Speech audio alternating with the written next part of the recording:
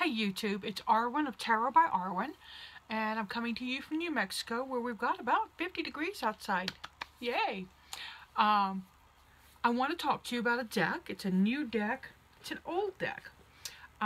If you're a follower of the art of Ciro Marchetti, and if you're not, you should be. It's gorgeous work. You'll know that he does a lot of limited edition. He releases a lot of his own stuff, right? Well, this deck is an older deck, Tarot of Dreams, and USGames has re-released it in a new print. There's a book by Lee Burston. It's gorgeous. Okay, there's some different cards in here. He tweaks them so that people who got his originals don't go, man, I should have waited. I actually have a copy of Tarot of Dreams. It's a signed copy I found in a used bookstore. Paid a pretty penny for it, but I was glad to get it. So here's the box. Nice box. Big box, slip box.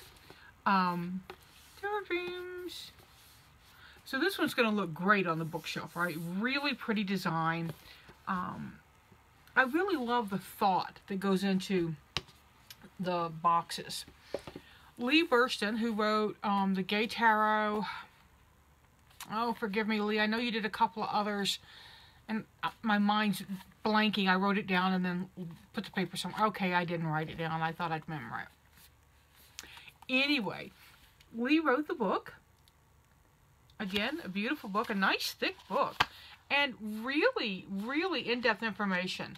You know, he talks about his introduction. Lee writes beautifully. A charioteer coalesces out of sea foam. A hooded tree woman holds a glowing infant. An emperor looms over an unreal city grasping poles of light. A sun god juggles planets. If we are new to tarot, what do these beautiful but odd images mean? If we are familiar with tarot, how do these images fit into the standard tarot paradigms? And he goes on, and it's really a beautiful, the way he approaches it is very open-minded. He talks about the esoteric symbol systems. There's Kabbalah elements, astrology on these. And I like that they say this: the artist and author of the present work do not believe that there is a single correct system of esoteric attributions, and we encourage interested readers to experiment with different systems. Thank you. For those of you who are into charts, nice tables. I do like that they describe, like, they do decans on here, and they tell you a little bit about that. I don't know if you can read it because I can't see the camera. And I love that they do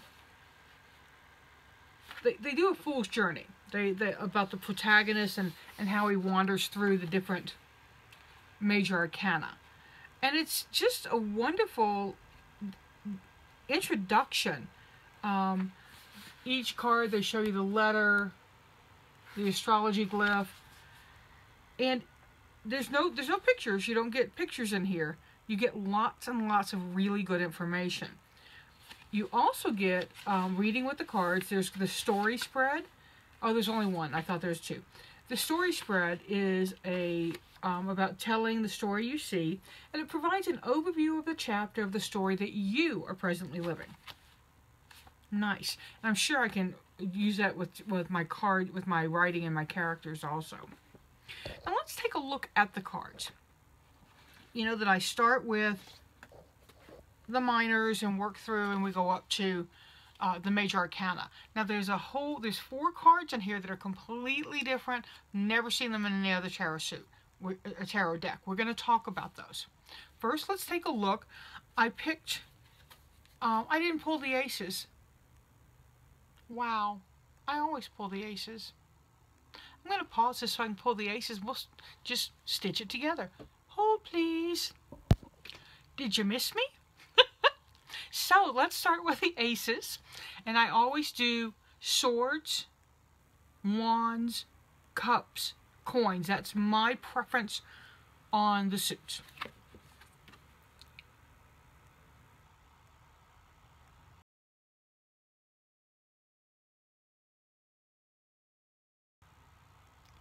Love this rising up. The sword is a woman itself. There's lots of beginning energy in here. And see how the sword intersects the glyph of air? Nicely done.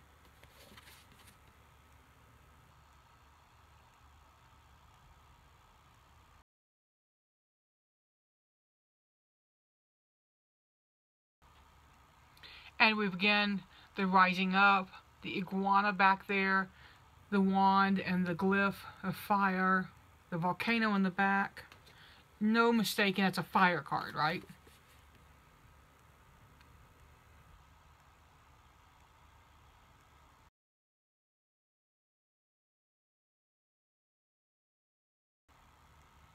This one's a little bit different with the 2 or 3 or 4, I don't know, but the pedestal. For me, it's a little harder to immediately know it's the Ace of Cups, but you've still got the glyph there, so.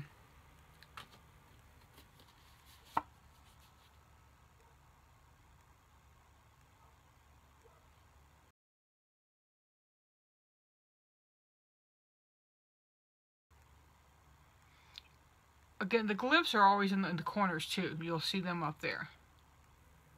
The stag, him lifting up. So the aces are nice, and the bold imagery, it's very, for me, modern. I don't know how Ciro creates his decks. I should have looked it up. I don't know if it's digital. I don't know if it's a different medium or if it's a mix of mediums. Whatever it is, it's evocative. I mean, his talent sings through these cards. I pulled the 9s to look at as the minor cards, I always pull one number out of each minor to give you a look at the minors other than the aces. And the 9 of Swords.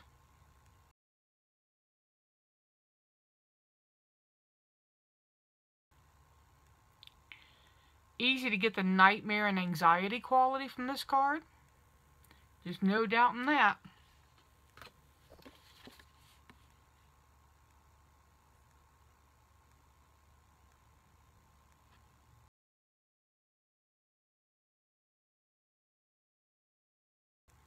Nine of Wands, the challenge, the get past me, baby.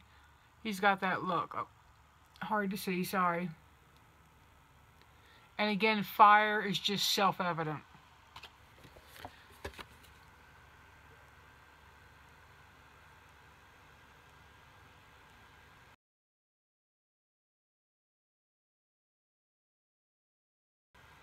Kind of looks like Dionysus himself or Bacchus. All the cups. And you don't have the different things in the different cups. That's one of the...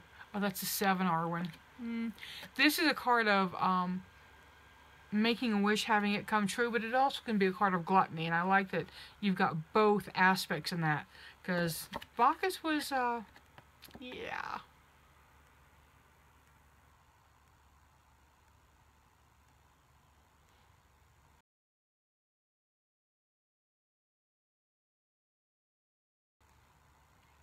Now here we've gone, it looks like to a young man rather than a young woman, and the 9 of Coins. Still got the garden aspect.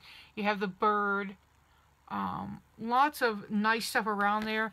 And in each of these cards I haven't been showing you, you've got the astrological symbols. You've got Venus and Scorpio here. Virgo, sorry. That's what happens when I try to look at stuff without my eyes. We're going to look at the wands of the courts. This is the Tarot of Dreams, just to remind you.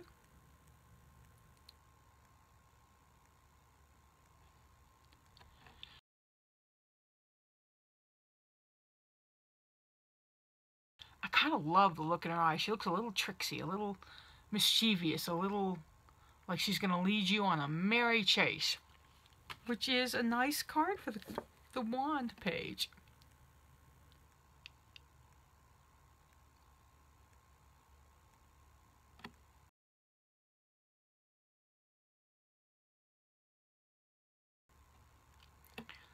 Look at that dragon he's riding. He's not on a horse, man. He's on an armored dragon. Fire, fire, fire, fire, fire. And a little fire. Oh yeah, and some fire.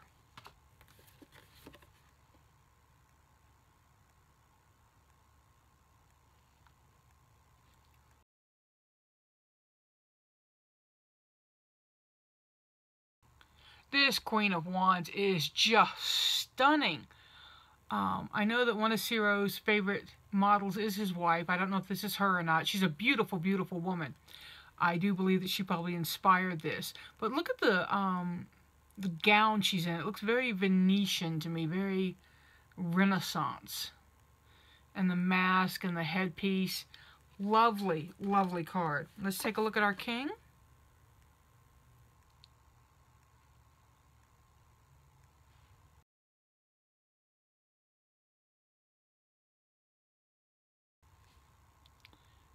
Fire in the head, baby. And look at those astrological symbols up there. And look at the beard. Right? Very well kept, very well maintained. This is a man of action. This is a man ready to go to battle at any moment. A nice, nice touch. Now let's look at some of our majors. I've got, I pulled, I'm sorry, we're not on the majors yet. We're looking at the extra cards. Instead of 14 cards per suit, there are 15 cards per suit in this deck. And that's because Ciro has added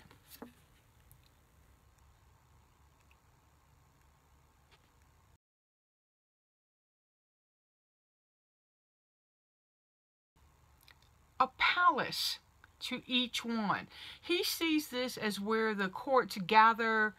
So the Palace of Swords, all that beautiful blue and white of air.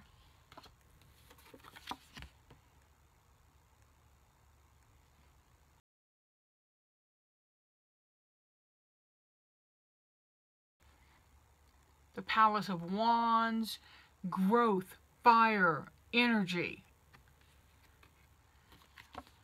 The Palace of Water.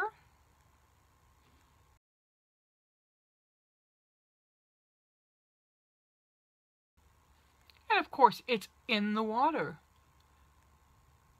And I love the concept of behind this. Palace of Coins, the deer, the mushroom.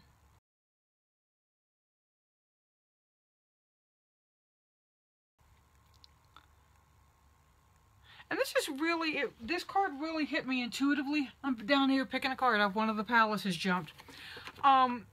It hit me, I did it when I was reading for the tarot scopes. Now I'm going to tell you, I didn't know they were there. I hadn't read the book. I don't, that's not how I jump into a deck. So I pulled a palace card and was like, and read it. I also pulled this card. I don't know if this card is meant to be a reading card or if it's meant to be a reference card, but I used it as a tarot card in one of this week's tarot scopes. The Tree of Life.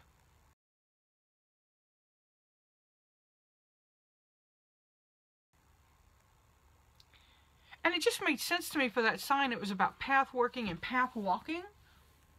And it worked. Let's look at the major arcana, or some of them.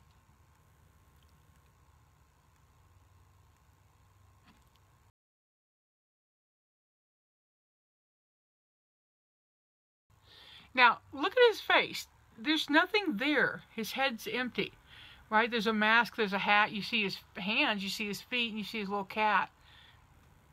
But there's an emptiness in the head, and I think that's very interesting. Again, you get the, that's the Hebrew letter. That's Pluto for the astrological glyph. And a very colorful fool.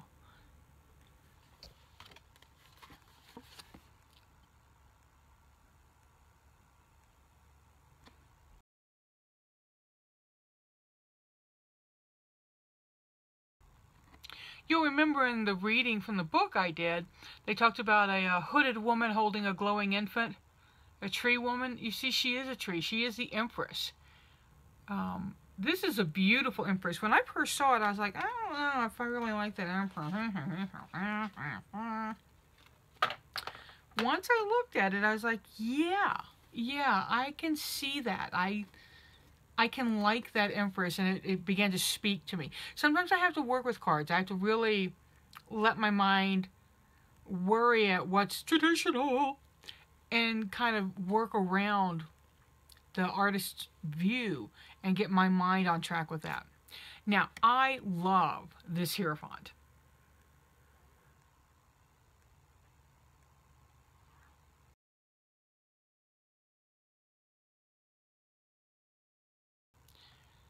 So much to love. He looks like Gandhi.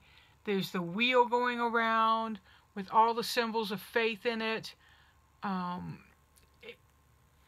It's a beautiful, beautiful tribute to the spiritual nature of the Hierophant, or the Pope card. Probably one of my most favorite images, and one I would get a print of and hang it up, because I just think it's so all-encompassing. So really, really nice job. There's that charioteer.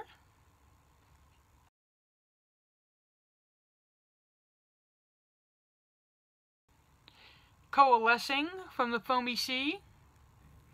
I like the nod to Neptune. Of course, one of my cards I have to see, Death.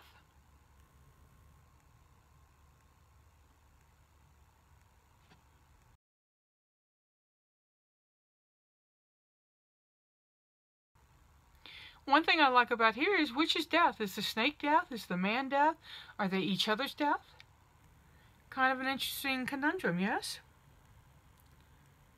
And all the symbols on the snake. 1, 2, 3, 4, 5, 6, 7, 8, 9, 10, 11. So not 12? 2, 3, 4, 5, 6, 7, 8, 9, 10, 11. No. I believe Scorpio is missing. Interesting choice, since Scorpio is... the Death card. The Devil. Now, I like his Devil, and I'll show you why.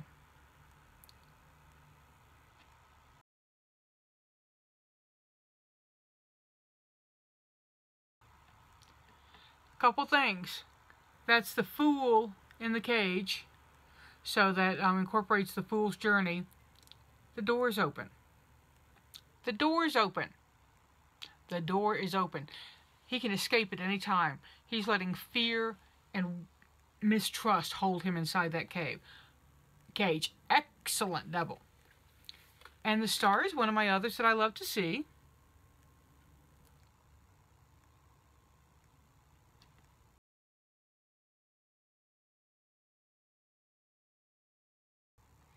Now this star, while she's beautiful, and I love the rainbows, she doesn't reach out to me the way some other stars do. I haven't really decided what it is yet that I'm not grasping about this star. I'll have to look at her a little bit more. And part of it, she didn't have one foot on the land, one foot on the land. That's also a temperance thing. But there's some things about this star that aren't hitting me right away. But, you know, out of 83, 84 cards, oh well. And then we go to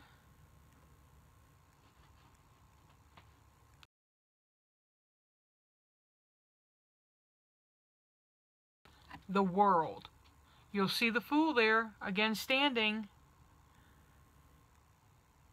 and the 4 elements around: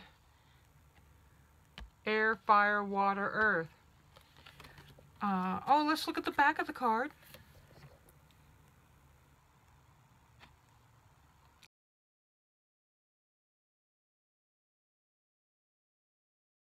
Now, you'll notice it's not reversible.